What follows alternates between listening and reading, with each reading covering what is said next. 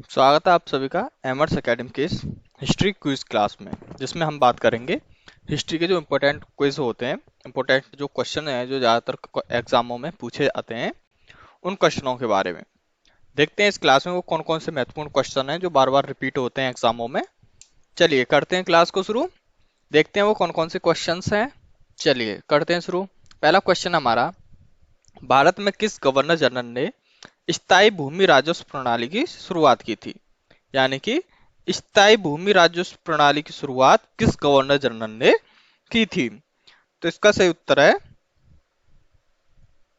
Lord Ripon ने।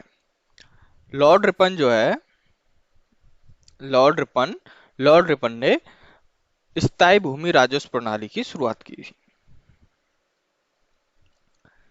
लेकिन वर्ष 1793 में इसे स्थायी बंदोबस्त में, जो स्थायी भूमि राजस्व प्रणाली थी, इसे स्थायी बंदोबस्त में बदल दिया गया था। इसे बदल दिया गया था स्थायी बंदोबस्त में, स्थायी बंदोबस्त में से बदल दिया गया था, जिसमें ब्रिटिश जो भारत के 19% भाग पर यह व्यवस्था थी। यानी कि जो ब्रिटिश भारत है, यानी कि उस टाइम पे जब ब्रिटिशों का कब्जा था, यानी ब्रिटिश भारत वाला जो एरिया था, पूरे भारत में 19% पर यह व्यवस्था थी, जिसमें चल रहा था स्थायी बंदोबस्त, जो 1793 में बदल दिया गया था। पहले इसका नाम था स्थायी भूमि राजस्व प्रणाली, फिर इसके बाद हो गया 1793 में स्थायी बंदोबस्त के नाम से। तो इसका सही उत्तर था, जो गवर्नर जनरल था वो था लॉर्ड रिपन। इसका उत्तर था लॉर्ड रिपन। चलिए चलते नेक्स्ट क्वेश्चन पे। वीडियो अच्छी लगा कर तो लाइक शेयर एंड सब्सक्राइब कर दिया करो, ताकि ज्यादा से ज्यादा लोग जुड़ सकें और आपके पास ये इंपॉर्टेंट जो वीडियो हैं ये आती रहें। ठीक है, फिर चलते हैं नेक्स्ट क्वेश्चन पे। नेक्स्ट क्वेश्चन है हमारा, भारत में मुसलमानों के द्वारा चलाया गया खिलाफत आंदोलन किस वर्ष में शुरू किया गया था? यानी कि जो मुसलमानों द्वारा चलाया गया था आंदोलन, जिसका नाम था खिलाफत आंदोलन, वो किस वर्ष शुरू किया गया था? तो उसका सही उत्तर है 1919। 1919 में मुसलमानों द्वारा खिलाफत आंदोलन शुरू किया गया था, 1919 में, जो कि जनवरी 1921 तक चला था। जनवरी 1921 तक चला था। जो खिलाफत आंदोलन है मुसलमानों द्वारा जो चलाया गया था, वो 1919 में स्टार्ट हुआ और जनवरी 1921 तक ये चला था। तब भारत के राष्ट्रपति महात्मा गांधी का पहला बड़ा राजनीतिक अभियान खिलाफत आंदोलन में भाग लेना था। यहाँ पे जो महात्मा गांधी थे, उनका जो सबसे बड़ा राजनीतिक जो अभियान था खिलाफत आंदोलन में भाग लेना था, उन्होंने इसमें भाग लिया था। ठीक है, चलिए चलते हैं नेक्स्ट क्वेश्चन पे। नेक्स्ट क्वेश्चन है हमारा, इनमें से किस अधिनियम द्वारा भारत में दासता को समाप्त कर दिया गया था? तो इसका सही उत्तर है 1833 वाले अधिनियम में। 1833 वाले अधिनियम में इस दासता को समाप्त कर दिया गया था। इस अधिनियम में सेंट हेलेना अधिनियम 1833 के नाम से भी जाना जाता है। इसे Saint Saint Helena Saint Helena अधिनियम, सेंट हेलेना अधिनियम के नाम से भी जाना जाता है, जो कि 1833 में यह अधिनियम में समाप्त कर दिया गया था। इस अधिनियम के द्वारा भारतीय जो प्रशासन का केंद्रीकरण भी कर दिया गया था।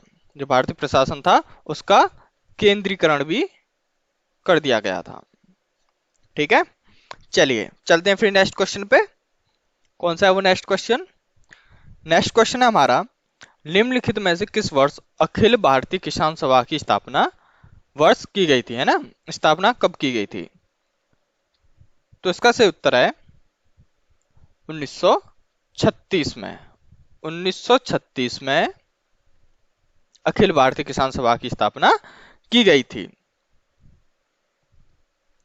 ये जो है 11 अप्रैल 1936 को ये लखनऊ में अखिल भारतीय किसान सभा के जो है स्थापना की थी, जिसमें स्वामी सहजानंद सरस्वती और प्रो एन जी रंगा को महासचिव चुना गया था। इसमें जो महासचिव थे, इसके जो महासचिव थे, चलिए यहां से लिखते हैं महासचिव। इसके जो महासचिव थे वो थे स्वामी सहजानंद, स्वामी सहजानंद सरस्वती, ये थे। और दूसरे थे हमारे, जिनका नाम था प्रो एन जी रंगा, प्रो एन जी रंगा, ये थे हमारे दूसरे प्रो एन जी रंगा, जिन्हें महासचिव चुना गया था इसमें अखिल भारतीय किसान सभा में, जिसकी स्थापना 1936 को की गई थी, यानी 11 अप्रैल 1936 को पूरी डेट है इसकी, 11 अप्रैल 1936। ठीक है, चलते हैं नेक्स्ट क्वेश्चन पे। कौन सा नेक्स्ट क्वेश्चन हमारा? एलोरा ने प्रसिद्ध शिव मंदिर का निर्माण निम्न में किस शासक ने कराया था, यानी कि किस शासक ने एलोरा का जो प्रसिद्ध मंदिर है शिव मंदिर, उसका निर्माण किसने कराया था? तो इसका उत्तर है राष्ट्रकूट शासक कृष्ण प्रथम ने कराया था। राष्ट्रकूट शासक कृष्ण प्रथम ने कराया था प्रसिद्ध शिव मंदिर का निर्माण। लगभग कम से कम 756 ईस्वी, 756 ईस्वी में ये थे। उसे कृष्णराज भी कहा जाता है, यानी कि उस जो वो काल है उसे कृष्णराज भी कहा जाता है, कृष्णराज, कृष्णराज भी कहा जाता है, जो कि कृष्ण प्रथम ने ही एलोरा के प्रसिद्ध शिव मंदिर का निर्माण कराया था। ये क्वेश्चन आता है, कई बार रिपीट भी होता है, ये क्वेश्चंस काफी बार रिपीट हुआ है ये क्वेश्चंस, एलोरा के प्रसिद्ध शिव मंदिर का निर्माण किसने कराया था? तो वो कराया था कृष्ण प्रथम ने कराया था। ठीक है ना, क्वेश्चन में बनता है तो टिक करना, कृष्ण प्रथम ने। ठीक है, चलते नेक्स्ट क्वेश्चन पे। नेक्स्ट क्वेश्चन है हमारा, निम्नलिखित में से किस काल में कृषि समुदाय की उत्पत्ति हुई थी, यानी कृषि जो समुदाय है उसकी उत्पत्ति किस काल में हुई थी? तो इसका सही उत्तर है नवपाषाण काल में। नवपाषाण काल में, नवपाषाण काल में कृषि समुदाय की उत्पत्ति की गई थी, जिसे न्योलिथिक काल भी कहा जाता है, जिसे न्योलिथिक काल भी कहा जाता है, न्योलिथिक, न्योलिथिक काल, जिसे न्योलिथिक काल भी कहा जाता है, जो लगभग 6000 से 7000, एक मिनट, ये 6000 या 7000 से 3000 वर्ष पूर्व, 3000 वर्ष पूर्व जॉन लुबाक ने नवपाषाण संस्कृति की संज्ञा दी थी। जिसकी संज्ञा दी थी, नवपाषाण संस्कृति की संज्ञा जो दी थी, जो संज्ञा दी थी, ये दी थी जॉन लुबाक ने। इसने इसकी संस्कृति की संज्ञा दी थी। इसी काल में ही कृषि समुदाय की उत्पत्ति हुई थी, यानी कि नवपाषाण काल में ही कृषि जो समुदाय है उसकी उत्पत्ति की गई थी। चलिए चलते नेक्स्ट क्वेश्चन पे। नेक्स्ट क्वेश्चन है हमारा, भारत में डायाक को किस अधिनियम के द्वारा पेश किया गया था? इसका सही उत्तर है 1919 अधिनियम के द्वारा। जिसका सही उत्तर है 1919 अधिनियम के द्वारा ये जो है डायाक को पेश किया गया था। ये रहा डायाक, ये भारत में पेश किया गया था ये अधिनियम। भारत सरकार अधिनियम 1919, जिसे यूनाइटेड किंगडम, जो यूनाइटेड किंगडम था उसके संसद द्वारा पारित एक विधान था, यानी कि ये जो पास किया गया था ये यूनाइटेड किंगडम के संसद द्वारा पारित किया गया था। इसे मॉन्टेग्यू चेम्सफोर्ड सुधार के नाम से भी जाना जाता है। ये डायाक जो है इसे मॉन्टेग्यू मॉन्टेग्यू, चेम्सफोर्ड।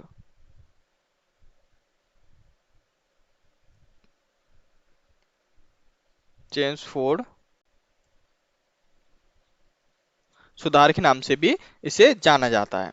इस अधिनियम के द्वारा डायका की पेश किया गया था। ये जो है डायक इसे पेश किया गया था। ठीक है, चलिए इसका उत्तर था 1919 अधिनियम के द्वारा डायका को पेश किया गया था। चलिए चलते हैं नेक्स्ट क्वेश्चन पे। नीचे दिए गए जनपद में से कौन सा जनपद 16 महाजनपदों में शामिल नहीं था? ये हमारे 16 महाजनपद जिन्हें बोलते हैं हम, हर एक पॉइंट पे ये जनपद थे। ठीक है, 16 महाजनपदों में ये क्वेश्चन थोड़ा सा डिफिकल्ट कर दिया गया था, है ना। पहले जनपदों के बारे में पूछा जाता था, अब इसमें ये क्वेश्चन में थोड़ा सा मॉडिफिकेशन कर दिया गया। इसमें पूछा गया 16 महाजनपदों में कौन शामिल नहीं था? तो इसका सही उत्तर है कलिंग। कलिंग जो है ये 16 महाजनपदों में शामिल नहीं था। ग्रीक के जो लेखक हुआ करते थे, ग्रीक, वो इसे ओट्स बोला करते, ओरेट्स, इसे ओरेट्स बोला करते थे, क्योंकि ये प्रतिकूल प्राकृतिक परिस्थितियों में भी ओरू मतलब चावल अधिक मात्रा में उगा पाते थे। यहाँ पे चावल बहुत ज्यादा मात्रा में उगा पाते थे। ठीक है, चलिए चलते हैं नेक्स्ट क्वेश्चन पे। प्रसिद्ध फारसी कवि अमीर खुसरो इनमें से किसके दरबार के सदस्य थे, या किसके दरबार में सदस्य थे? इसका सही उत्तर है अलाउद्दीन खिलजी।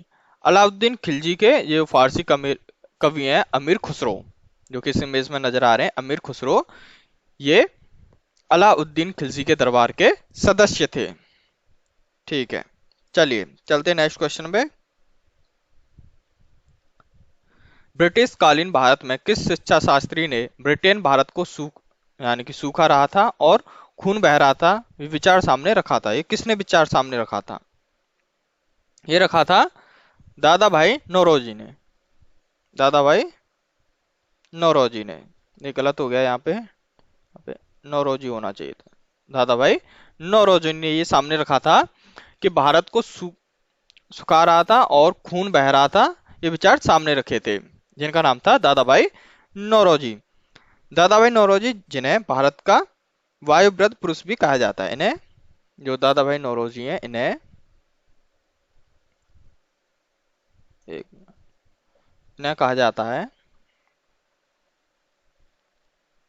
वायुव्रत पुरुष भी इन्हें कहा जाता है।